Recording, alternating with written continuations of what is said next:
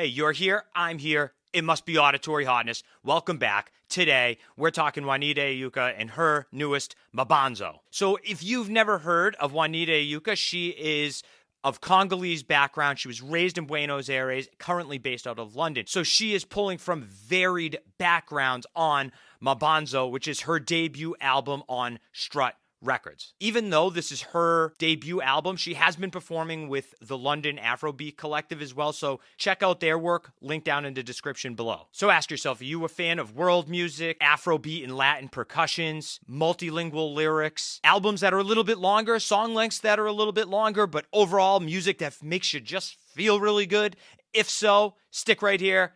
We're going through the 5-step review process. Step 1, the album cover. I love our artwork here on the cover of Mabanzo. Just a striking, beautiful image of Juanita Euka. I love the artwork in the hair, and just the whole aesthetic of it really does fit well with the music that is found on this album. Step 2, time for the track listings. Mabanzo's coming in at 1 hour, 1 minute, 12 tracks with an average song length of 5 minutes and 3 seconds.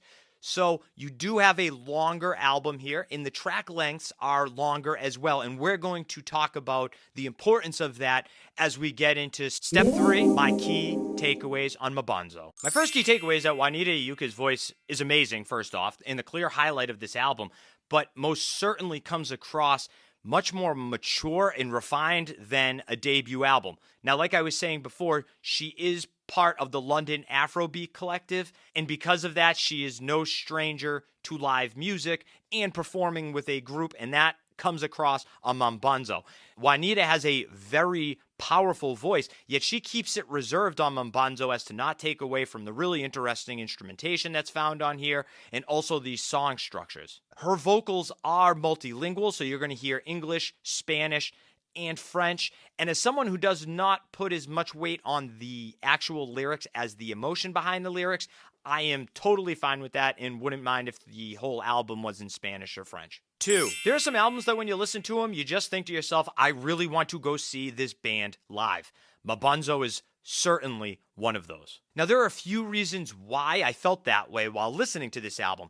The first is that you have longer track times, right? So you're talking 5 minutes and 3 second average song lengths. And when you listen to the album, you're going to get these feeling like these tracks can extend a little bit live, like there's going to be some improv and some real band interplay, which is always exciting to me as someone who likes to go see a band live. But this music having a lot of Afrobeat and Latin percussion also includes a lot of repetition, which is a staple of those types of music, which really keeps the tracks driving and moving ahead. Key takeaway 2.5, it's time to like, subscribe, and turn off your notifications. I deleted my last page like an idiot, so I'd love to get some more support. Thank you. 3, although Juanita's voice on this album is the clear highlight, make no mistakes about it, these Afrobeat and Latin percussive elements that you find within this music are the backbone and the drive of what you're going to hear on Mabanzo. You're going to hear all types of different percussive instruments on here, including congos, bongas,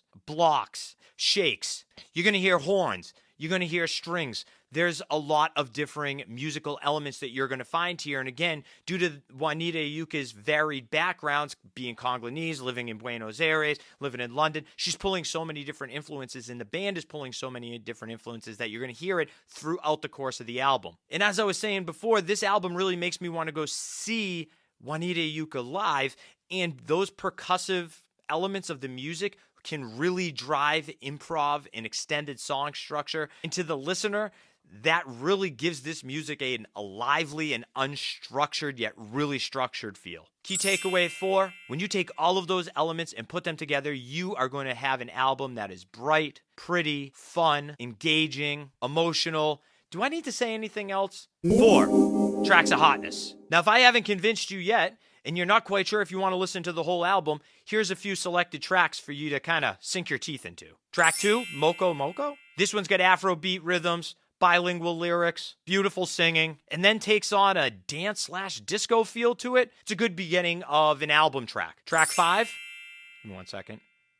Nalingi Mobali Te. You got French lyrics on this one. The track's going to get your ass out of the seat and moving for sure. And this one has one of those extended instrumental sections I was referring to that makes you want to go see the improv live. Track 8, Motema. If you're into the Grateful Dead at all, this one gave me a Fire on the Mountain type track, except with an organ, Pigpen style. Track 10, War is Over. This is a great example of the differing sounds that you're going to find on this album. This is essentially a female jazz vocals track. When should I listen to Mabanzo? This is a nice weather album. So if you find yourself sitting on a beach, poolside, a little cocktail in hand, this would be the album for you. This is a great sharing album. You're going to want to listen to this with other people. With summer coming up, you're going to have outside parties. This would be a great one to put on and entertain the crowd. And as this album is multilingual and will get you moving, this would be a great album to play for kids at home. It's educational, get them moving, get some energy out. You can thank me later for that recommendation. And if you listen to Mabanzo and you're looking for a couple of other albums to pull